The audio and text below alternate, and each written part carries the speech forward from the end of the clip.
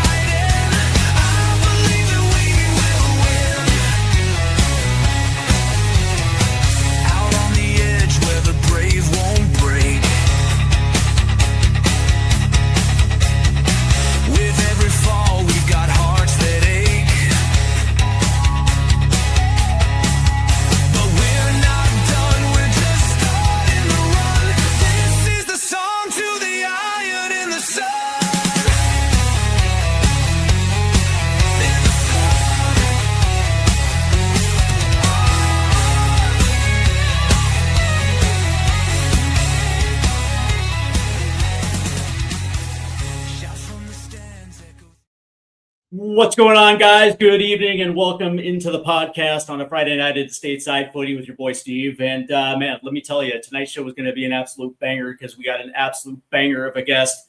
He is the OG, man. He's been everywhere when it comes to USMNT Twitter, when it comes to content around the internet, when it comes to YouTube. This dude has been everywhere, and it's nice to have him back in the neighborhood this time around. It's been a while, Adam. How have you been, my guy?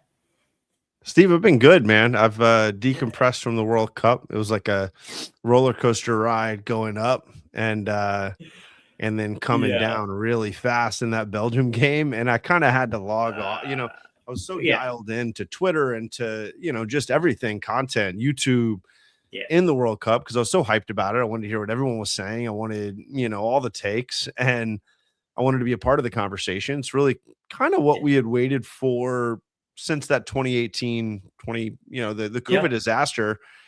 2022 was fun, but it was like really a lot of us were like looking forward to the home World Cup with that crew in their prime. You know what I'm saying? And I think the biggest thing for me, Steve, is that like it really hurt. Like I have to kind of step back as a fan, right? My life's fine. Sure. Like I have a great life, but like as a fan, we hurt and we feel pain, right? If you invest into teams, as we all know, those of us who are diehard fans in any sport, when there's a tough loss or a really disappointing moment, it sucks. And it took me a month, honestly. For a month, all I did on Twitter was log on and just say, screw this group.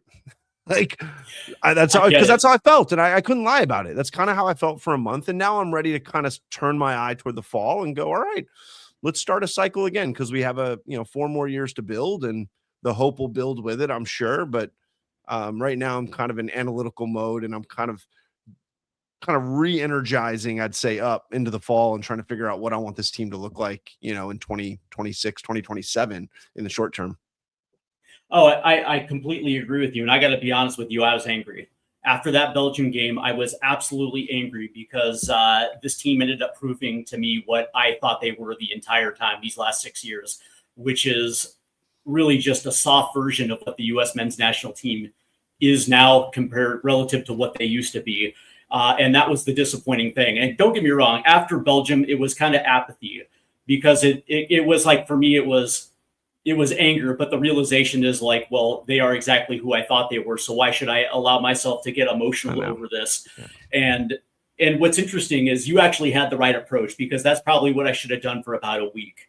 But that being said, with what happened with Balogun going into that Belgium game, and then having to eat shit on a global scale, because you're well aware of this, that it wasn't just U.S. men's national team that was on your feed. It was Europeans that were talking shit the entire time. Oh, yeah. And then you had to eat the biggest plate of shit. And at that stage, I was like, you know what, dude, I'm over it. It is exactly what it is. And I will say this, that Belgium match showed to me just how soft this team is, that this team actually had a soft underbelly, at least for 6 years. And we saw that back in 2022 during the World Cup with the whole Gio Reyna debacle that spilled over into the aftermath of that tournament. We saw it in 2024 at Copa America with Tim Weah coming unglued against a team that they knew better not to come unglued against. And then, of course, here in World Cup 2026, where you have this fiasco with Balogun, and it allowed them to be broken before stepping into one of the biggest matches that they're probably ever going to have in their career. And they absolutely got their asses kicked to a point where it's like it was exactly what I expected from this group. No matter how much building Pochettino could have done, it was exactly the DNA of these players. Yeah. And you nailed it. You nailed all of that. And it was the emotional toll that it took to kind of like get my hopes back up in the year before, where I saw constant progression. The hardest thing is we had no competitive like opportunities to really know what it was going to be like under fire, and it looked great in the group stage, but obviously that was a level of competition that we'd struggled with in the past. And it was good to see us be able to conquer that.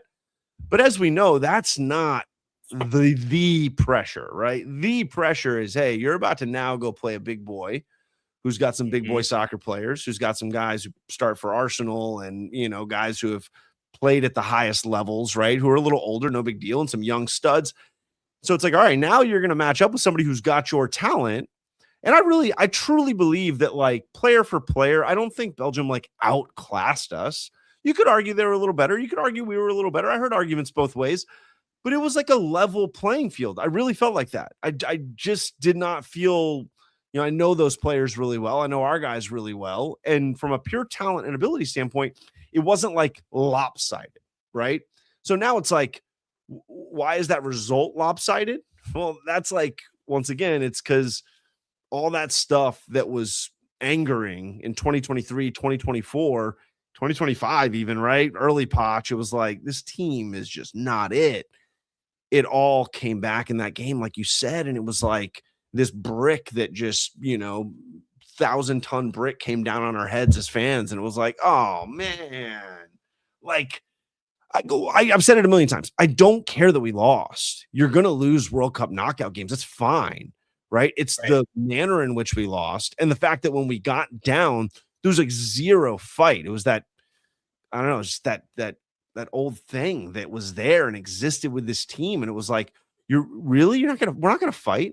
Like, we're not going to go really hard right now. Like it was just the passivity set into all these dudes collectively again at the same time. And it really made me rethink a lot of my Berhalter takes, where I was like, I think any manager is going to have to fight like crazy with that core group, right? The golden generation, which I've tagged them as the bronze generation now. Like, not using gold or silver to describe you guys, your third fiddle. So like, but with that gen, like, something's off mentally, in my opinion, just the socio-emotional thing that binds groups together. Sometimes it makes groups really tough and hardened.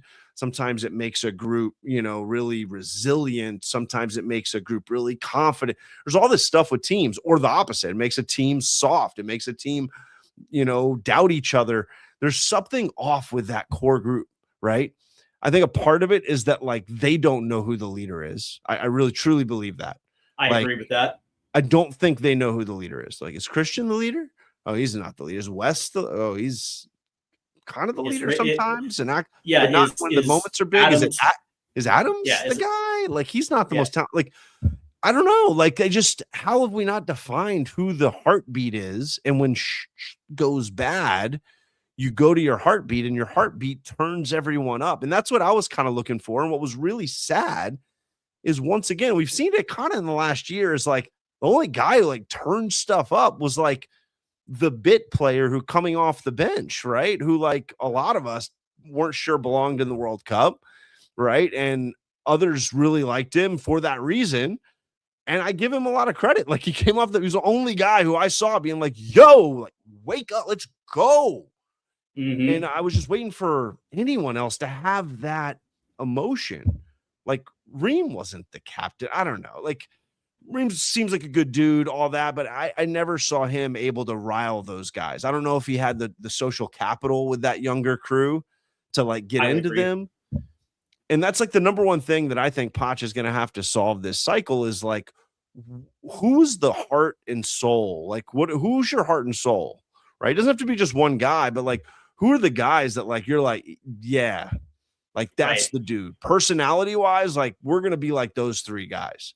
And if we're going to keep the bronze gen, that's fine. But it needs to be they need to now be supporting players, in my opinion. I'm not saying they're not going to be good, but just the ones who remain we need to start to think about how they can transition into supporting roles and how are we going to highlight the next crew of guys. And I don't know, maybe one of the bronze gen is still a superstar at 30 years old. And that's great. I hope.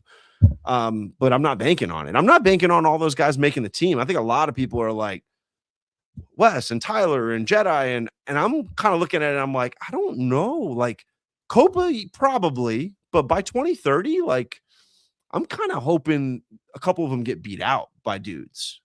Yeah, I do as well too. And by the way, if of the 6 known youth internationals that are going to be breaking their way through in this upcoming cycle, that are on the cusp of getting their first caps, if they haven't broken through by 2020, 2028, 2029 during that last round of World Cup qualifying, something tragically went wrong during the first 3 years to the point where you actually have to rely on this crew. But you brought up an interesting point for the fact that was the DNA of U.S. men's national teams of past, where you had guys like Claudio Reyna, you guys had Tony Sana, Carlos Bocanegra, Clint Dempsey. You had guys that would verbally talk shit to other teammates during training. Hey, whoa, we don't do that here. You know what I mean? We have, you're a young player, or you're a vet, but you're not giving yourself 100% when it comes to training. That's not what we do. That's not the DNA of this core.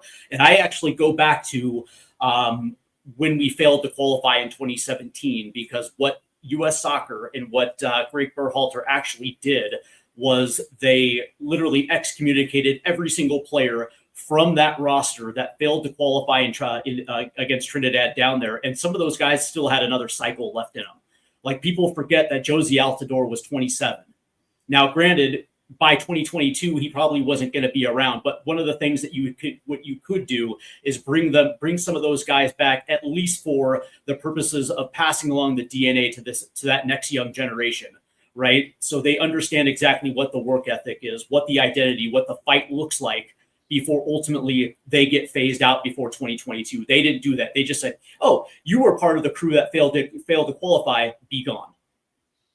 And so you had this group. They had this group of kids that had no idea what it's like to play for the national team, getting first team caps, heading into a World Cup prior to that. And I got to be honest with you, when you factor in that equation, when you factor in the fact that it was such a soft unit with Greg Berhalter to the point where complacency set in, and then when you looked at this cycle, where the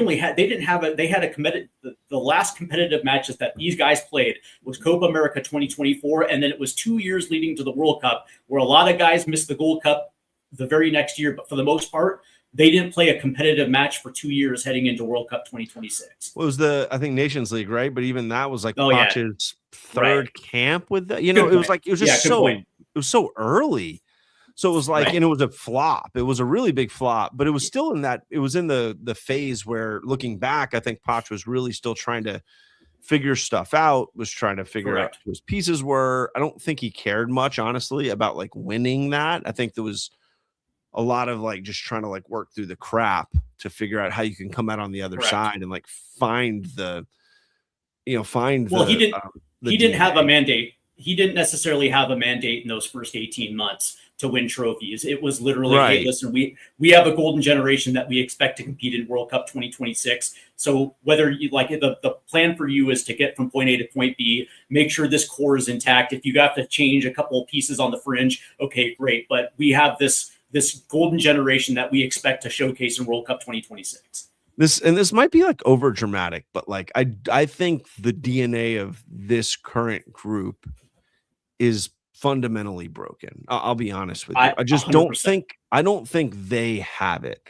I think if we roll into the next World Cup and it's like, hey, 7 core guys are going to be Dest, Jedi, Adams, McKinney, Reyna, Pulisic, like a lot of those 2022 guys, right? I think if you bring that whole group together, one, it's going to be really hard for that group to not be the leaders of the team. They're going to be 30 something years old.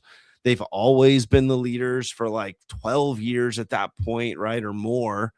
And it's going to be like, how are we going to give Chris Richards or Tillman or Ballo or, any of these guys, there's no other names you could throw in there who could become the emotional leaders, right? And kind of linchpins of this team. But how are they going to feel empowered to do that if all they do is keep playing with that same crew? To me, they're always going to kind of stay as like the second in command citizens, right? Until those guys totally age out. So that's a big challenge as a coach. Like, how the hell do you figure out which of those pieces to keep, but at the same time change the DNA and like truly finalize the change of culture? Because a lot of people are like, well, give them a couple more years with these guys. It went a long way in 1 year. I just don't know if I firmly believe that he can change the core of them, which is like they're going to get under the gun at some point and they're just going to freaking no-show, man, and like have no answer, and nobody's going to really – people say they don't care. I think they care. I just don't think they know how to react, man. I don't think that this group knows how to be resilient in like a high-pressure moment where it doesn't go their way, like – Yeah, 100%. And I think it's worth pointing out that the names that you mentioned aren't captains on their club team. They're not a part of their leadership group. They're just, don't get me wrong, they're high members of their clubs. But that being said, they're not in leadership positions with their clubs. And on the inverse of that conversation, when we're talking about some of these new young pieces that are supposed to break through, what has me worried is the fact that because we don't have a leader, we don't necessarily have a true captain on this team that is going to be able to guide them through some of these tough competitions coming up in the next 4 years. How are they going to settle on this team? What are going to be the expectations of young players coming into the national team for the first time if they're not being shown correctly how to conduct themselves at a national team level? That actually has me very worried. And you're absolutely right. I think that is probably going to be one of the many mandates for Pochettino coming up in these next 4 years, without a doubt. Yeah. So going into September, like the idea I've had that I've kind of gently thrown out there, I think people, when I was angry, I think people didn't take me as serious, but I'm going to start to push it a lot more logically. Like, I think that we just need to kind of give that whole group, just give them the fall off, right? If you want to bring them back in, this camp is what, September, October, something like that? September, October. Yeah. I think it's a 3-week camp. And then there's November, right? Correct. Like November is Nations League stuff, right? Yeah. So if you want to bring it back in Nations League, I'm kind of fine with that. But I would just give them this fall off and just be like, hey, like, thank you. Go focus on your club stuff. No harm. Just like this is early in the cycle. We like to see what some of the younger guys do in leadership roles when we elevate them. We want to see some of the really young guys that haven't gotten capped yet, right? We just want to have, and like, internally, I know some fans are, I want to win. It's Mexico. I don't care. Like, I don't care about the results of these friendlies. Like, I could care less. What I care about is like, are we doing something to change what was broken? Because we cannot keep doing what we've always done in terms of personnel. So I think if you do that, right, if you go get real young, I think there's a couple things that happen, Steve, right? Let's go get real young. Let's bring in Mehmeti and let's bring in Gozo and let's bring in the whole thing, right? I'd go deeper than 6, right? I think you named 6, and I think that's probably where I am with like the guys who have really good chances. But I'd even go a little deeper. I'd go like 10, right? I don't want 18 young guys, but I go like 10, 11 guys who it's like, yo, we are going young with this group of 20-something.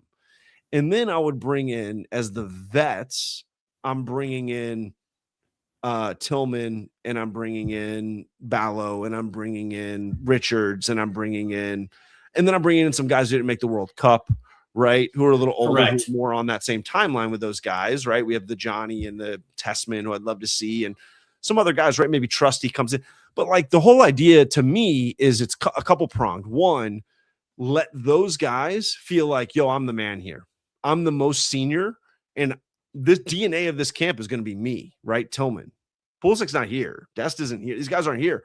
So I'm the DNA. Redshirts, I'm the DNA of this camp, right? Mm-hmm. And let's see what that group looks like as leaders. Let's see what the heartbeat of that team looks like. No, obviously it's going to be, if you have 10, 11 young guys, the performance probably, I wouldn't expect the performance to be like that great yet. Like I would imagine there's going to be some growing pains, but could we see more fight and could we see more out of them as leaders? Second prong, so that's kind of like prong one, is like, who are you guys if the team is built around you, right? Secondly, now these 11 young guys, hey guys, this is your tryout, man. Like we know most of you probably aren't ready yet, but guess what? Here you go, man. What are you going to do with a shot, Kevin Sullivan? We're going to put you out there, right? Like, who are you against Mexico and Mexico? And like, let's go see what they got. And maybe some of them legitimately, it's like, nope, not ready yet. Cool, good information. Other guys that might be like, yo, he's 17, but like, damn. He plays like he's 25. He looked freaking good, and we need to speed the thought process up because he's going to be ready by 2028, right? And like Poch hasn't even been in camps with those guys yet. So let's get him in camp with Mehmeti. Let's get him in camp so he can learn more about them, right? So that's kind of like second prong, is like, let's see which of the young guys are maybe more ready than we think and who's not ready. Let's learn, right? And let's also third prong, let's get those guys integrated as quickly as possible. Let's get them in the mix. Let's get them experience. Let's not wait till 2029 and throw them in a World Cup qualifier. That's really hard. Like, it's hard to like have your first national team experience be like, yo, you better not mess up or else we can miss the World Cup. Like, that sucks. So that's kind of the second. And then the third is like a little bit of a palate cleanser of like, fan base, check out this new thing, right? We know it was kind of disappointing at the end there. There's some highs and some lows. Check out this new thing. Come check it out. This is cool. And then fifth prong, yo, old guys, we know you're on the shelf, but yo, you see what's going on here? See these guys? See how hard they're going? See this DNA? We can kind of do this without you. So like when you come back, right, it's kind of a little bit of one of those carrots that Poch can be like, hey guys, listen, like, love you guys, but this cycle can have you in it or it cannot have you in it. We need some changes. And here they are. And that's smart because that actually worked in 2025, really, if you remember Camp Cupcake in January 2025. Right. And the four young guys that were identified continued to make camps, and they were actually pushing at certain positions. And when you saw how it culminated in Gold Cup, that was exactly the attitude Poch was looking at, right? Where it's like, cool, if you want to be a part of it, there's going to be a certain prerequisite when you step back into camp. And what I like about it is the fact that we're starting from zero instead of starting from 55, 60 the last time, when Poch got hired. But what I will say is that my first initial thought was, there is a specific camp for these young guys, and that's going to be Camp Cupcake when it returns this year in December, because you're going to have essentially a full month with the coaching staff in a low risk environment. Because when it's a non-FIFA sanctioned window, and the national team games you're playing is you're going to be playing like Venezuela or St. Kitts and Nevis, teams that really for the most part, even with a D squad, you're going to be able to scorch. And from that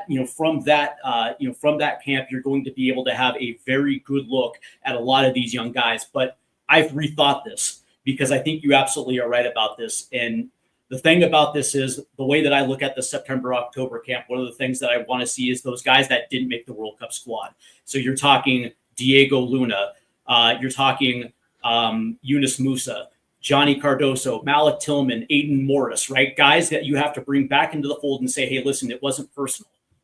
I made these decisions, but you're still a part of the national team fold because you guys are 22, 23 years old. You're going to be playing valuable minutes over the next 4 years. And I just want to let you guys know that you guys are important pieces to this national team. I think those guys are absolutely important in September. And you're absolutely right. Guys like Chris Richards, and I hate to say this, but even guys like Matt Turner, Matt Freese, Chris Brady, whatever the case may be. And, you absolutely hit that on the head, like a guy like Malik Tillman and Flo Balogun. But for the rest of them, you're absolutely right. Bringing in those young guys in September would probably be a stroke of genius, because at the end of the day, you're absolutely right. This 4-match camp doesn't necessarily mean anything long in the long scheme of things. But that being said, it's also a type of window where there is going to be some expectations. So there's going to be moments that count in this camp. And you're absolutely right. You're going to find out who's ready, who's not going to be ready, who's going to be able to make the next camp, because Pochettino does like to reward guys that actually hustle their ass off in training. That's why Patrick Oshman continued to make camp. Same thing with Diego Luna in 2025, because they earned the right to come back. And now all of a sudden, when you come back in November for Nations League, yes, you're going to see some of those guys we saw at the World Cup, but you're also going to see that new core that breaks through, and they're going to actually play a huge part in this run up to Copa America 2028. 100%. Yeah, like I've been a big Ajimong doubter, Berhalter doubter, Morris doubter, but I can say with full confidence for this first camp, September, October, bring them all. All those guys should be there. Bring them all. Like that. That's great. Like love it. I would want to paint a picture to that crew. Like, we can do this without you, man. Like, we just can. Like, we're fine to turn the page. So like, and I didn't quite finish, but like the get on board for me is like, it's not just like a, hey, get on the board, mentally, physically, all that. It's like, hey, we're going to ask. I would hope as a coach, he's thinking, I'm going to be asking a little bit more, right? I've had these guys for 2 years. What's the next level for this team, right? So probably going to ask guys to get a little out of their comfort zone as leaders, a little out of their comfort zone, with how they're training, So now it's like, you can ask those questions, because it's like, hey, if you don't want to do it, that's fine. And the other thing, Steve, this is the big one. I am demanding, if I'm Poch, you're all coming for the Gold Cup. I get that we want our summers off. I get it. Your soccer careers aren't long, guys. You don't have much left. If you want to be a part of the national team, you come play at the Gold Cup. And if you want to play in Copa, you're going to come play in the Gold Cup. And if you don't want to play in Copa, we're all good. You don't have to. And I get that it hasn't been a mandate for the last couple of years because of the club situation, et cetera. Like that old team that you're talking about, USMNT would cut our teeth in the Gold Cup, man. That was our version of like our regional competition where we were gonna like be able to win games and have a longer camp together where it's more World Cup like, right? There's a group stage and you learn how to manage that. And you learn the ebbs and flows of a group stage. Going into a knockout, how do you manage that? How do you manage the pressure of a knockout game when it's 1-1 late, right? Like, and just being honest, like Nations League is not the same thing. It's just not. Correct. And like, I don't care that we won Nations League a couple times. It's such a different ebb and flow. The pressure in Nations League always felt more exhibition to me. It just did. Like, I don't want to take away for those wins. They did matter. It just never felt the same as the old Gold Cups. I don't know if you agree with that, but like the old Gold Cups, because it's in the middle of summer and it's one tournament that's played consecutively, right? With Nations League, it almost feels like a Mickey Mouse Invitational, because in September, October, I guess you can say the dregs of CONCACAF will open up Nations League with their first and second rounds. We don't show up until the quarterfinals, and it's only like a 2-week camp in November, and then you have to wait till March for the semifinals and finals. And there's too much time in between rounds. For Gold Cup, you're there for the entire month. And you're absolutely right. You have and especially for young kids that are playing it, you get your first taste of what an international tournament actually feels like. Now, granted, it's a lot different than, say, Copa America or, say, World Cup. But that being said, you're absolutely right. You actually have to be in tune with your body to make sure that you don't overcommit early, so you actually have that energy and stamina and that quality for the later rounds, right? You learn how to play through a tournament. And like, I'll be honest, I get it. Pool 6 injury prone, like, I get it, man. But I don't care. I don't care anymore. That also, we just need to weed dudes out. Oh, you can't make it happen. And like, do you know how many South American players play almost every summer? Do you a lot of European guys play. But what's Mexico's excuse? Because they brought their first team last summer. They always bring their first team. Like, they always do. That's what I'm saying. Those guys always play the Gold Cup. Like, we just, you know what I'm saying? And all the other CONCACAF nations, they all play full club seasons, and then they play the Gold Cup. They don't bring C teams. So to me, like, that's kind of one of the first benchmarks I need to see if you want me to get back in on you. Are you going to have the cojones to just say, screw it, guys? I get it's tough. We're all going Gold Cup. That would actually make me feel really good about the bronze generation in terms of a mentality shift. Because we just need the reps, man. We need the competitive reps. We need the Nations League reps. We need the Gold Cup reps. We need the Copa reps. Like, we need as many competitive scenarios as we can before World Cup qualifying, and then we need the World Cup qualifying reps.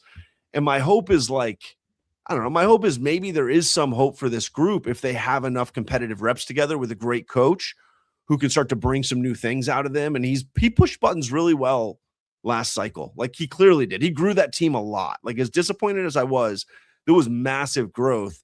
He just didn't have 4 years to do it. So that's kind of your hope, right? Is like, if given 4, 5, 6 years, can Poch fully bring this group into like a fully fledged, right, and like fully grown unit. So I don't know. Gold Cup though, man. Gold Cup. Like, and if you don't want to come, that's fine. We're not going to make a deal of it. You can't go to Copa. Now, if you're hurt, sure. If you have it, like, get it. But like, guys, if you finish the season out for your team, you're there. Get over it. Yeah.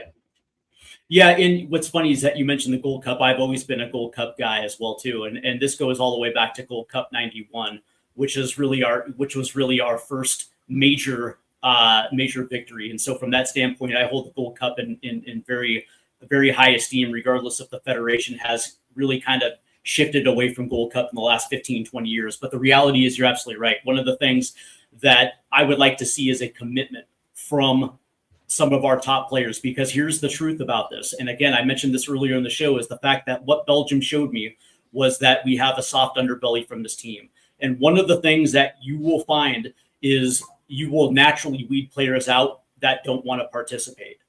And you're absolutely correct. It is. And that means there's going to be very popular players that may get phased out over the course of these next couple of years. And if that means that Pulisic sits for a year without a national team cap for a year because he elected to sit out yet again, I'm perfectly okay with that. And again, because the way that I look at this 4-year cycle is it's probably one of the biggest 4-year cycles we've had since '99, when we actually had the Project 2010 crew, that young crew of Donovan and Oguchi Onyewu and DeMarcus Beasley and Kyle Beckerman that were coming through the U17 World Cup, and of course the 2000 Sydney Olympics. And then you saw the impact of what it had on World Cup 2002. It's going to be one of those type of windows. But that being said, it's even more important because this young crew is probably more talented than what we saw back then. And this has to be handled absolutely perfectly by Pochettino and his staff. And what it can't have is halfway buy-in from some of our biggest players, because that sends the wrong message to some of these young kids that it's okay to kind of skip out on tournaments because you played a long season. And especially if you play for a team that's not playing in the Champions League, where you don't necessarily have that overwork. One of the things that is essential is going to be 100% buy-in from the quote unquote leaders. And if they're not 100% buy-in, I'm okay if they're not a part of the national team for a year. Yeah, to be honest, I'm kind of okay if you have to. And it's crazy that I'm saying this because like these guys have been such core parts of any national team convo I've had for 6 years now, is it hasn't been acceptable in my brain to not bring a bunch of these guys. But that's because honestly, I thought we were being coached pretty poorly. And I think we were, but and I thought that with the right coach and the right, environment, I thought these guys would respond. And I really thought they had. And I was so excited for them to just play a good match against Belgium. I didn't even need to win, man. Just like play a good match, lose 2-1 in a gritty one, losing PKs, lose 1-0. Lose 1-0 on an unlucky, unlucky deflected ball. But play your balls off, man, and like make it close and fight. And if they don't show that next summer, like to me, it has to be like, you need to prove yourselves, guys. Because like, it's cool that you're all really good and you play it, wherever, and you play at AC and you play at Juventus and that's all cool, man. But like, we need you to show up and like play in a big game. Like, when was the last time that group stepped into like a truly big game against a good team and played versus England in the 2022 group stage? Totally agree. I think that's it. Like Like, I know we won the Nations League the year after. I think we won the Nations League the 2 years after. Yeah. But I just don't call those. We like barely beat Jamaica. Like, I don't know. You could maybe argue one of those is a big game. I just don't. At that point, I think Nations League was just so comfy. I just don't call it a high pressure game. What happens if you lose that? Like, who cares? You know? So I don't know. I want to see this group prove themselves in the Gold Cup next year. And like you said, that's not even like full proving. It's not like you've made it because you win the Gold Cup. We won the Gold Cup a million times, it feels like, right? Like in the past. But that's just kind of step one, is like you need to like regain some grit and some ownership of our region, right? I was gonna ask you, how important is Confederation domination in these 4 years? I think it is. And my apologies, I didn't mean to rhyme right there. Oh yeah. I think it is. I say it is because like step one starts, right? Like if you want to be a really good team nationally, right? Say you want to be the best, college football team. Well, it starts with your league. You got to go be the best team in the SEC if you want to be the best team in the nation. If you want to be, considered the best college basketball team, well, it's like you better go be the best team in the ACC, Duke. And then if you're the best team in the ACC, or even just we're right there, right? Like, but right now, I don't know where we are in the region. I mean, I know we're 1 or 2 or 3, but like we haven't won much on any level recently, and winning is the goal of the whole thing. So like I said, don't worry about winning now in September. Don't worry about, you got to go win the games in November. But like everybody's eyes should be like, what is this going to look like in March? And then what is it going to look like next summer? And let's get all those competitive reps together, and let's start to wash the taste of that Belgium thing out. And let's figure out what this group is going to start to look like with the different layers of young and medium and older, frankly, with the bronze generation. Like they're going to be older, right? That whoever makes the team, they're going to be close to 30, right? Some of them 30, 31, 29, right? Kind of a mix, but that's kind of your last World Cup, unless you're an alien, right? There are some aliens out there, and maybe a couple guys will make it at 34, but you don't think Pulisic will play until he's 38 and get his fourth World Cup in there? An interesting combo to me is like I think a lot of that group is going to age poorly. I don't think Pulisic's going to age well, and I'm not talking about 33. Like I don't think he's going to age well in the next 4 years. Like he's been banged up as a young guy. Like I would not be shocked at all if like just Dest, Pulisic, Gio, Adams, honestly, like I wouldn't be surprised if those are 4 big names. I just, if you think back to 2021, those are massive names, right? Yeah. Like everybody thought those guys would be core parts of the team for 8 years. And it would not shock me at all, especially those 4, 3 of them don't make 2030 just because of like their bodies and stuff. Like I can see that. Those guys have had a lot of injuries, right? Like Adams might be a little bit more durable. He's had a lot of injuries too, though, man. Like he just plays recklessly, like with his body, and he's small, and like he's playing in the Prem, right? Like it's just a place where you get banged up. So, I don't know. I like when I look at 2030, like legitimately, I don't know if you agree with me here. It's so Des. I do. That generation. Who do you consider that generation? Like, McKinney is a part of that generation. Pulisic, Adams, Jedi, Dest, Jedi. Gio's there. I know he's younger, but he's been on the same timeline with all them. You could make a case for Chris Richards, although I think Chris Richards will be there. I think he's actually going to end up being the captain. I think he's I consider him a little behind them in my brain because he debuted later. He broke into like a consistent role much later. So my brain, he's not. I put it more with Tillman, honestly. You can possibly put Pepe in that category as well too. Although that was kind of 2021, 2022 ish in that. You could put, and he's an undersized striker that is kind of getting dinged up in the Eredivisie a little bit. The other one I put in that group for sure is Musa in my brain, right? I know he didn't make the World Cup, but like he's in there. So to me, it's like those 7 were like, if you think back to 2021, it was like those 7 guys, you were like, yo, we got those 7 guys. Like we're good, And when I look at those 7, I legitimately I'd make a bet with anyone right now that only 4 make the 2030 World Cup. And I think that's a hot take. I think most people don't agree with that. I've already been on record and said that if Pulisic is able to stay healthy for the next 3 years while still competing at AC Milan, he'll be a part of 2030. Yeah, no doubt. Oh, if he stays healthy, he's there. I agree with that. Yeah. He's just too good at, even if he's not dynamic, he's smart. And I agree. Same thing with Wes. Like Wes will be there too if he stays healthy, right? Tyler will probably be there if he stays healthy. Jedi, well, all those guys, if they stay healthy, they will. I just think we're going to lose probably 2 to injury and then probably 1 to form. Like that's just that's where my brain's at. I don't think I think of those 7, 2 just their bodies don't allow them to get to 30 years old as like consistently playing. And I think another one, Gio already is almost like Musa and Gio already aren't really there, right? So, you could actually just say Musa and Gio, the odds of them making the next World Cup roster are really low. Now we have 5. So to me, 4 is like, I'm being safe. I'm like trying to not be too extreme. I think it might only be like 3. That's really where my brain's at, but I've been saying 4. So, with that being said, like, let's start to, you better be preparing a lot of other stuff here because you got to like rebuild the whole thing. And that's why I like the fact that he came back on on this new cycle, because it gives him the opportunity to rotate and prepare adequately when it comes to really looking at this player pool for what it is. Dan Davenport asked about Haji right at Coventry City. I think he's asking, is he a part of that gen?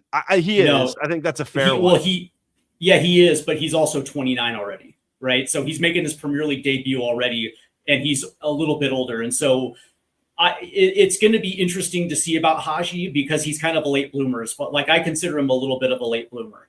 We never leaned on him. Not only have we never leaned, we just like never even played the guy. So he's just never even in my brain. But it's a good shout, right? He probably is a part of that. Yeah. I'd be shocked if Haji Wright makes the next World Cup, though. I would. Yeah. He's 29. He seems to be very secondary for Poch. Yeah, for sure. What was I going to say? Oh yeah. So the issue, my beef with Pulisic is the fact that he got comfortable. And I never like when players get comfortable. And what do I mean by that is if you remember back to his Dortmund days and his Chelsea days, and the fact that he wasn't a starter and he was on the most insane grind of all grinds, and he was playing with that chip on the shoulder because he had something to prove. And not only did it translate well to the club game, but also if you remember back in those days with the national team, that dude was a stone cold killer when it came to the national team. And when he got his move to AC Milan, he became a star. He didn't have to fight anymore to be a starter. He didn't have to fight for any of that anymore. And he kind of was able to coast a little bit. And I think a part of it is because he's comfortable. Yes, the injuries are definitely a part of it. But that being said, it's like, as far as I'm concerned, Pulisic's got to get back to the thing that made Pulisic, what we consider like peak Christian Pulisic. And the question is, him being 26, 27 now, can he actually find it? Can he find that again? And I don't know that answer. I really don't answer either. Like I think Christian Pulisic, if you want my honest opinion, I think his club career will go downhill in the next 4 years. I don't mean this year. I just think in general, his body is going to fade. I think what made him truly special was when he was dynamic athletically, right? And then I think he was able to, especially at AC Milan, like lean on the mental side of the game, which he's actually always been pretty good at, right? Like late aliving runs, understanding space. Like he's good at that stuff. And he was able to almost have this second half of his career, right? Where he's like utilizing his brain to stay relevant. But how old is Christian Pulisic? Like it's going to 27. Is he a 2000 birthday? He is, right? Something like that. Probably. I think he's 27. I agree. That's what I was thinking. I think he's 2000 birthday, if I'm not mistaken. To me, we are in like the second half of his club career already. That's just correct. My honest opinion. Physically, right? If he could stay healthy, I agree. He'll be there. I don't think he's going to, though, man. 4 more years of this with the demands of Gold Cup, which we've already said you kind of need to be there, dude, if you want to be on this team and lead this team. and Copa in the summer and World Cup qualifying, which is really grueling. Like, you're all of those FIFA windows, they're no longer friendlies. Have some fun, come on in. It becomes like life or death World Cup qualifying. I don't have any faith he's going to make it through that. I hope he does, because if he could stay healthy, I think he could be a really nice veteran piece. Like, especially if he's the guy that we're no longer leaning on. We can't lean on that dude anymore, right? Like, correct. I think a lot of us, and I think even the guys on the team, were still thinking like, we can lean on this guy in the World Cup. He's going to bring it. And it looked like he was going to pre-World Cup. Like, it really looked like in those couple friendlies, it was like, in the couple friendlies, I was like, yeah, okay. Yeah. And then he obviously got hurt, but like, I was like, oh, like, is he going to come to play? Like, it looks like he came to play, and then he got banged up, and I get it. And that's like, well, you can't blame him. He got hurt. It's like, no, I think I can blame him because he always gets hurt, man. Like, he always freaking gets hurt. Like, and that's my biggest concern with Christian, is that he's starting to break down a little bit more. Since he went to AC Milan, he's been hit with the injury bugaboo a little bit too much for my taste. But that being said, it's like, that is, unfortunately, that's a part of the game, but that's something that we didn't necessarily see in the first half of Christian's career. We actually didn't see that manifest, even in Germany, in England. We didn't necessarily see it. But that being said, he also wasn't a starter, so that also could have played a little bit of a factor. But I will say that I think there's a mandate from U.S. Soccer, Adam, and you understand how this federation operates, right? Because this is all about commercial revenue when it comes to this federation. Right. They live and die by it. And one of the things that they absolutely love is seeing their national team hoist trophies, right? So Nations League is important to the federation. Gold Cup is important to the federation. Having those Kodak moments with the trophy, they love all of that crap. And I would probably believe that Mauricio Pochettino, the mandate this time around is there's no more excuses. You actually have to win trophies during this 4-year cycle. And one of the things why I agree with you about Gold Cup is because Gold Cup 2027 is probably going to be played down in Mexico. And it's really the first opportunity that this national team has to go on the road in order to do it. And I actually think that's going to be very pivotal for this national team, because that's the one thing we didn't have last cycle. We didn't have any meaningful games on the road. Yep. We never got to see this team under duress prior to the World Cup. And now we're going to see it. Maybe it's the only time during the cycle where we're actually going to see significant time on the road with this national team. Because Copa is probably going to be at home. Correct.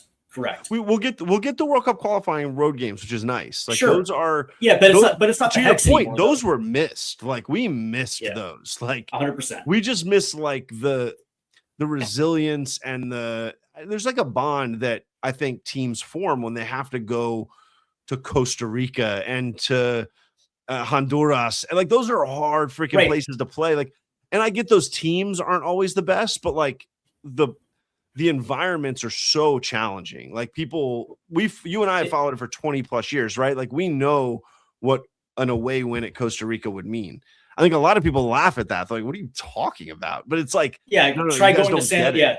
Go to that hostile environment in San Jose with the barbed wire around the fence on the pitch, right? And it's they're throwing piss and blood at you. You know what I mean? Like, it's vastly important. But that's why I brought up the Gold Cup for next year, because it's in Mexico, because we don't have the hex anymore. Because we're in a Nations League era, they took away the hexagonal. So it's now World Cup qualifying is now staged in certain windows. Way easier. And it's like, it's going to be easier. Yeah, you're going to have road matches, but nothing like being spending a month down in Mexico. And I mean, I'll knock on wood to solve that riddle. If we're struggling to qualify for this World Cup, like, something's gone very wrong. You know what I'm saying? Yeah. Like, yeah. If you look at what that World Cup qualifying is going to look like, once again, like, I don't want to take anything for granted, but like, if you can't qualify with the number of spots that are going to be, isn't next World Cup going to potentially expand to 64 as well? That's what Infantino was. They're like talking about that. So if that happens, it's like, you're kind of right. Actually, World Cup qualifying is going to become way less like, it's going to become more like Nations League qualifying, honestly, right? Correct. Like you're going to have it split so much that you might have one really challenging opponent, and you're going to have two minnows per group, probably. Like, it's going to be crazy. Correct.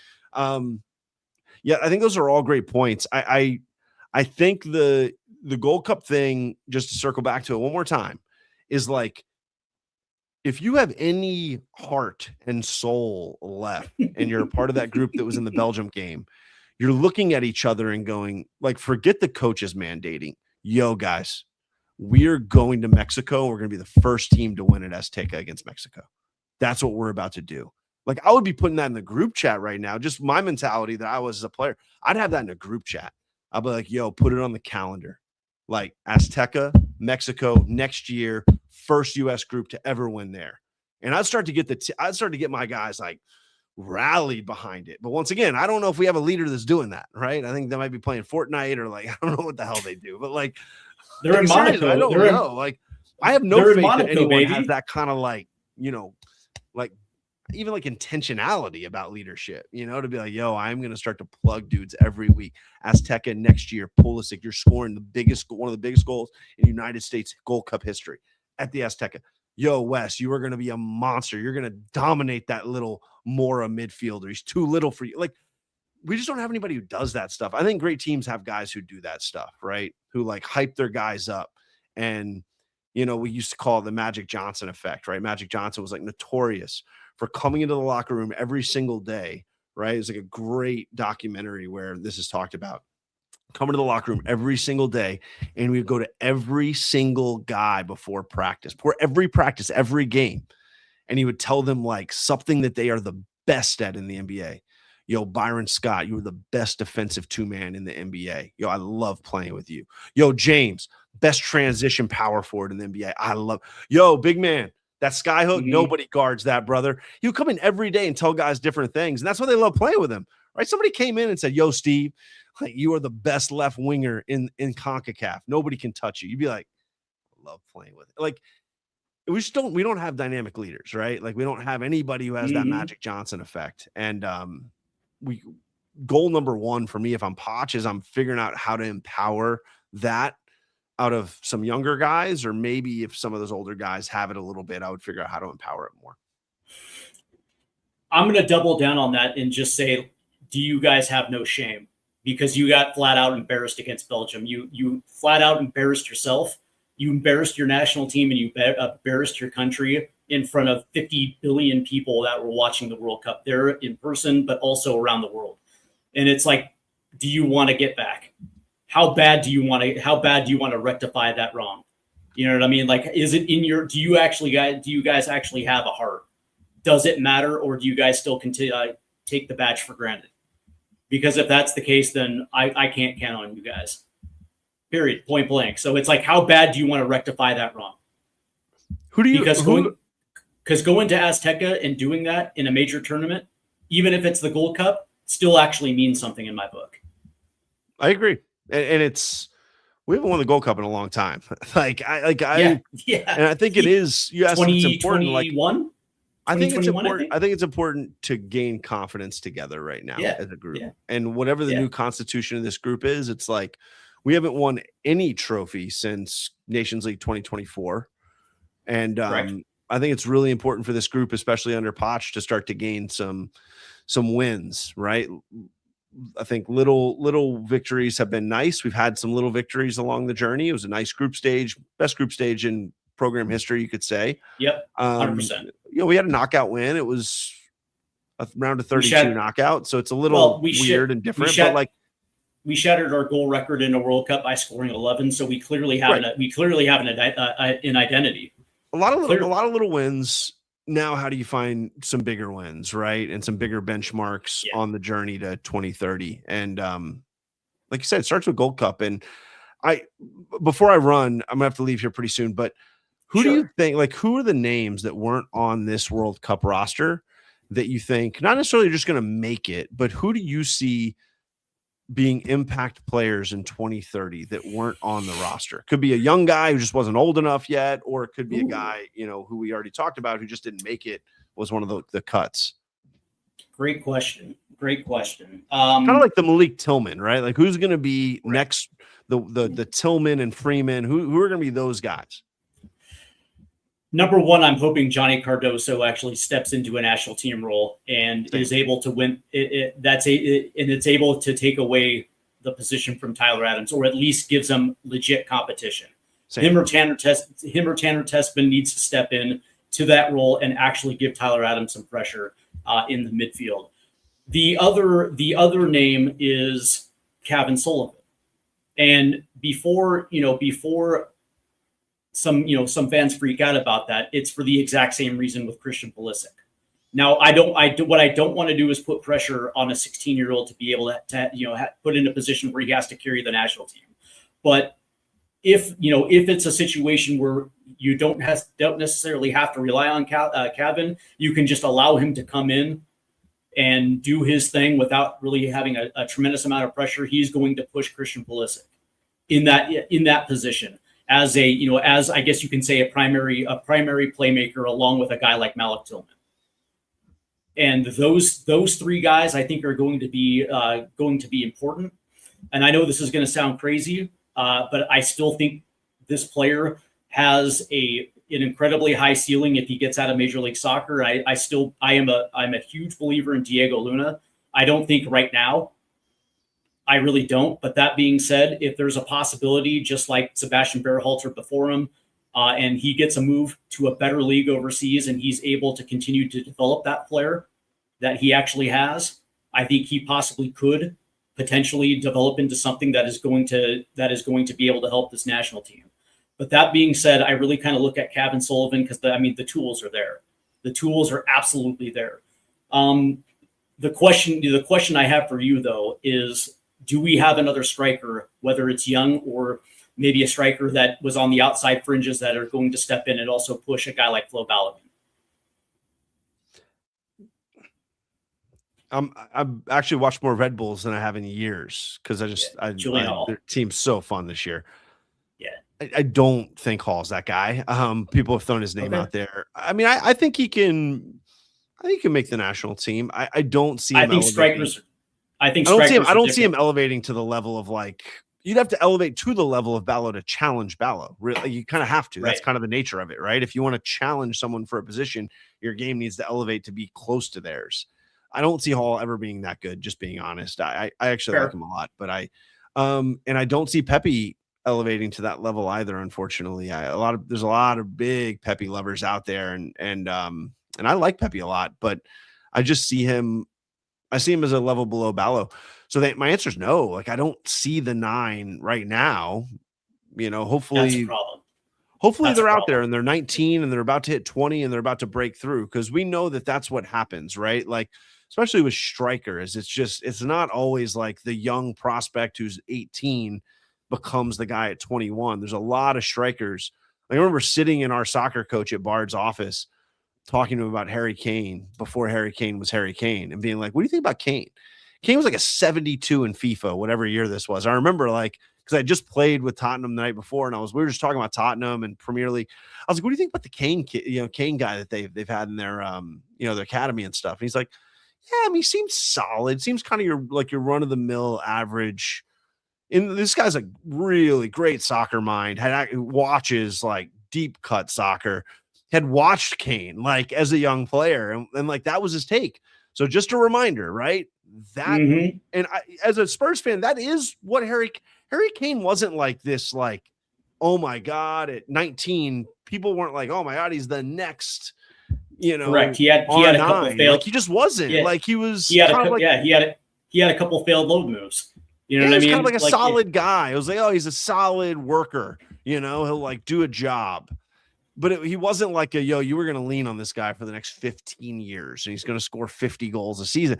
So like my point is, like, anything can happen. And I think with striker, we kind of have to hope there's something not like Harry Kane out there, but there's somebody lurking who we're not quite aware of yet, who's going to have a big jump in development. Because I don't see anybody in the pool who can push Ballo in the next 4 years. And honestly, I don't see anyone.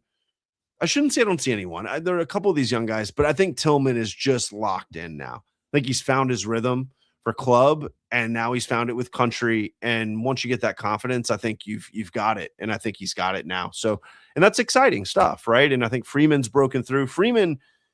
What Freeman's done in the last 2 years is kind of what we need a striker to do, honestly, right? You need to kind of come out of nowhere, and it's like, is he good enough? Well, I'm not sure he's good enough. Oh my God, he's good enough. Whoa, He's he's good enough. really good enough. Like, Good enough. we kind of need He that, can you hit. know? Well, what I will say, as I head into my last question for you, but strikers develop at a different pace, right? And that's the thing. It's sometimes you do see wonder kids that can burst on the scene and play at a high level, but most strikers usually take about 4 or 5 years to develop, right? They have to have that level of failure before they actually have that level of success. You mentioned Harry Kane. He had nothing but failure until he found success, right? And so from that standpoint, I know that you don't necessarily believe in Julian Hall, but that being said, what I will say is that he's showing that he can play at an MLS level. And it's not the highest level, but it's still not the lowest level, right? And who knows what happens in the next year where all of a sudden a European club comes in for him and says, you know what? We like his profile. We're gonna buy him for $5-10 million, and we're gonna develop him in the next 3 years. And who knows if he hits the ground running wherever he goes. And all of a sudden it changes, and it changes the trajectory. I just want to get that on the record. I like Hall a lot. I think he's going to make a move to Europe, and I think he's going to be a good striker somewhere in Europe. I don't see him as like getting to the highest levels. Now, I just wouldn't project him, right? Once again, like you just said it, right? He's 18. Like that, if this is the trajectory I see him on, he could absolutely do that. That happens all the time with 18-year-olds. And he's a perfect example of who we need to like pop somewhere, right? We need somebody who none of us see as like on this trajectory of big time striker to pop when they make a move, Yeah. And, the other guy, you didn't mention him, but I think it's worth mentioning because I'm really high on him. And I actually think he's the best prospect that the Red Bull have this year is Mehmeti. I mean, that's not a hot take. He's gotten a lot of love from everyone, and people are comparing his style of play to like Rodri. And he's the calmness he has at 17 is something that like I haven't personally seen from like a holding midfielder. A United States holding midfielder, not at 17. I don't know if you can think back to anyone at 17 who had that, but like he has this like calmness. I'm trying to think back to that age. I'm trying to think back to the first time I saw Michael Bradley play, but I don't think I don't think I saw him play at 17, nor was he. I think I didn't see him till like 20 or like.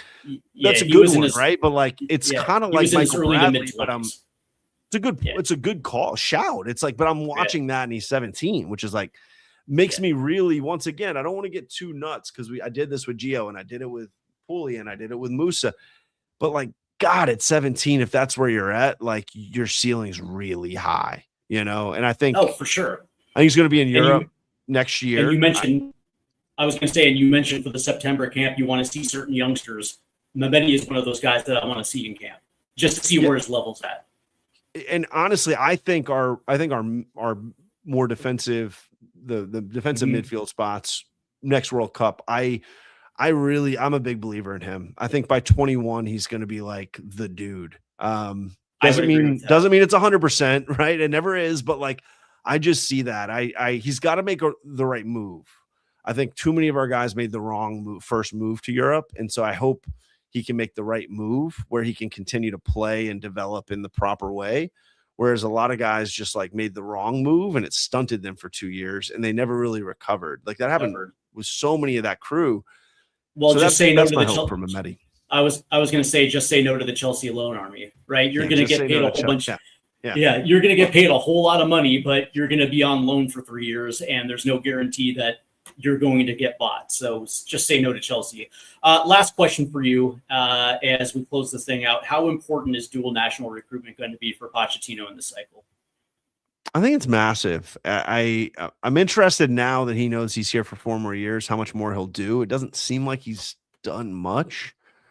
I think he needs to hire people to do the legwork, and then he needs to be the closer. That's what every great head coach is. It's like, hire people to do the legwork and the grunt work and the text messages and the calls and all that stuff. And then, hey, you guys get me on the phone with the guys who you think are interested, and I'll sell them right on what the vision is for 4 years, but very specifically goalkeeper, right? I haven't watched him, but I think it seems like Japan. We have a dual Japanese. Yeah, Brandon Nazawa. Is it Nazawa? Yeah. I'm not 100. I haven't seen him yet, but it seems like that's a guy that has some upside at the keeper spot. And then I think Banks is the big one, right? I mean, I think you gotta go get Banks. Center back is still a big weakness for us. And if you go Banks and Richards going into this cycle, you feel pretty good about that spot and where it's at with the age and the potential and all that good stuff. There's some other ones too, right? But I think it's important. I think those are the two spots, though. I feel like it's the most important, honestly, because I think those are two big needs, and I don't see a lot of young guys who I'm like hyper optimistic about, if that makes sense. There's not like very clear cut, like, Pierre's playing well, so there's some options, right? I don't think the cupboard's totally bare and like we have nothing. I would agree, but I do think those two kind of dual nats would be massive for us in those spots. Yeah, I agree with you about that, because you have Pierre there. You also have Christopher Cupps, who I believe is in Chicago. So there's a lot of good center back prospects that are some guys. Yeah. There's some guys. There's nobody jumping off the page as like that guy is playing in the Bundesliga at 19. Right. It's just you don't have that. That's what Banks is. So. So you're right. If we don't get Banks, it's not like there's zero options who can develop, but we are going to be reliant on someone to develop, right? Yeah, I think clearly, like there's nobody ready-made, in my opinion, who I would feel comfortable starting in a big game tomorrow. So that means I would also agree with that as well too. But I will say that I think people forget that in the first 18 months of Pochettino, he wasn't hired to recruit dual nationals. If he landed one, okay, great. His mandate was to come in for those 18 months and get this golden generation ready for World Cup 2026. If they won a trophy, fantastic. It wasn't important. Same thing with dual nationals. And now this new cycle, it's going to be things that he's going to be judged upon, right? And I know that Pochettino has come out and said, listen, they have to have a desire to want to play for the United States, right? And so from that standpoint, it's like I get the impression that he's not going to beg. You know what I mean? Yeah. It's if the player has a desire to play for the United States, then he's probably going to roll out the red carpet. But that being said, I would 100% agree with you on the fact that there's areas of this team where maybe the pool isn't as deep as you would like it. And if that means we're able to get a goalkeeper or we're able to get a guy like Nokai Banks, then you go out and get him. But that being said, it's like it almost feels like it's a slippery slope. But that being said, it's the way that I look at it is, it's hard to know what's the desires of a 19-year-old kid playing in Germany, right? Like he was born in Hawaii. Banks was born in Hawaii, and he's played for the youth national team. But that being said, there's also ties to Germany. And now that Jurgen Klopp is running Germany, it's like that kind of changes things a little bit, right? Because now you have two very high-level coaches that are probably going to want you. You know what I mean? And it's does that change? Does that change factors a little bit for Pochettino, where it's like, it's different between a guy like Julian Nagelsmann and a guy like Jurgen Klopp, right? So I don't know if that changes Pochettino's attitude to get a guy like Noah Kai Banks to commit to the United States, knowing that Jurgen Klopp is a hell of a salesman. Yeah. A couple comments I wanted to make sure we hit, because I think Dan was trying to get in a couple questions the whole time. Sorry that we didn't. He said, do you think Infantino needs to step down as president? Yeah. I've thought that before, that the whole disaster of trying to sell a chunk of the World Cup to PE, but like, Infantino, I mean, I don't know. FIFA would be like, that would be like a whole 2-hour podcast if we wanted to do that. This is a disaster. I mean, it's so corrupt, and the whole thing, we thought it was like, corrupt and solved after Qatar, and like, no way. But yes, Infantino does need to step down. I think it's like a disaster. I think that people should be putting out no confidence votes like crazy in every confederation. And then the other one he said a couple times was that, Trump was embarrassing at the World Cup, getting involved with FIFA, to overturn the Ballo Red. I agree. I've said this in a couple different places. I think that I think it shows the softness of the team, but I think if he never gets involved and we just play without Ballo, I actually think we probably play way better.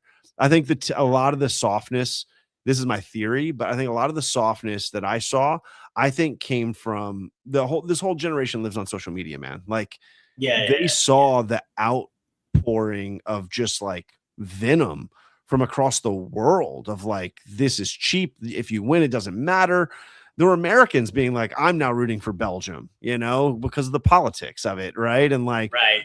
And then they saw, what did they see? Well, Trump, tweeting, oh, glad we overturned it. And people, news articles, Trump met with Infantino. And I think the team was like, oh my God, this is not legitimate. And once again, there's no voice in the room to be like, yo guys, F it. We just don't have that voice. So everybody's doubting it. And maybe you shouldn't and it was just like, no, we didn't have like the temperament on that team to handle it, And so I agree. It was embarrassing. Shouldn't have happened. Correct. I don't think the red was right, but clearly in retrospect, the overturning it was just kind of ugly. Even if we got the win, it still would have felt a little bit ugly. That's kind of how I was feeling going into it. I was like, well, I want us to win. I'm not going to not cheer for it, but it feels a little weird. Why are we overturning this? This isn't something that really happens, should happen. Yeah, I guess. But, to the first point for Dan Davenport, and by the way, Dan, I hope you're doing well. Do you think Infantino needs to step down? Yes. Will he step down? No, because Infantino is not the guy who is the type of guy who's going to quit. Understand that FIFA has had a long history of corruption dating back to Havelange and Sepp Blatter. And now Infantino, when you're allowing nations to grease the wheel to host a World Cup, right? There's no need to go to Saudi Arabia 8 years after being Qatar. But that being said, Saudi Arabia greased the wheels to a certain extent where they ran unimposed, right? So there's always going to be a certain level of corruption. But the reality is Infantino is never going to step down. I'll even go so far as to say that they're not going to call a special session to give a no confidence vote, because next year is the FIFA presidential election, right? And so essentially what's going to happen is they're going to line up candidates to run against him. And that's when Infantino is going to go out the door. Yeah, because he's 100%. But as far as the, Trump's involvement in the World Cup, one of the things that Infantino needed to do was say, hey, listen, Mr. President, unfortunately, we can't do that because it literally takes away from the credibility of our tournament. That's all he needed to say. And right, I'm sure there probably would have been a conversation, but at the end of the day, you kind of have to have, at least for appearance's sake, that you have a tight ship at a major tournament like the World Cup. That's what should have happened. But apparently they're friends. So it is what it is, man. They take care of one another. All right. Sweet. Adam, listen, I want to thank you for coming by, man. It's been forever and a day since you've been on the podcast. I thoroughly enjoy the conversation every single time you come back. Same. Hopefully we'll have you back after the September-October window, and we will talk about that window. But again, man, I want to thank you for your time this evening, and I hope everything goes well for you in the month of August and September. You too, man. Be good. Yeah, absolutely. All right, guys, thank you for tuning in. Tomorrow we will be back in the morning as we talk about the Spurs transfer window. As we are getting start for the start of the 2026-2027 Premier League season, and it's going to be our year. That's right, I just said it. Break out the flags, break out the trophies, because we're winning the Premier League this year. So we're going to be talking a little bit about that tomorrow. And of course, tomorrow night the live stream is back, but it is not a Leagues Cup live stream as we would usually do at this time of year. It is the USL Championship live stream, as I'm showing love to the second division of the United States, as the Tampa Bay Rowdies will host Rhode Island FC. That's right. I told Natesky I'd hook his team up. That's his team, by the way, Adam. So I'm hooking up one of the fans of the program. So tomorrow night, 7:30, the USL Championship live stream. That's going to be an absolute banger. And of course, on Sunday there'll be another episode of It's Not Soccer, It's Football. So a lot of good programming this weekend on the channel. So make sure you hit that like and subscribe button. Adam, thank you again, guys. Thank you for tuning in. Have a great night. Take it easy.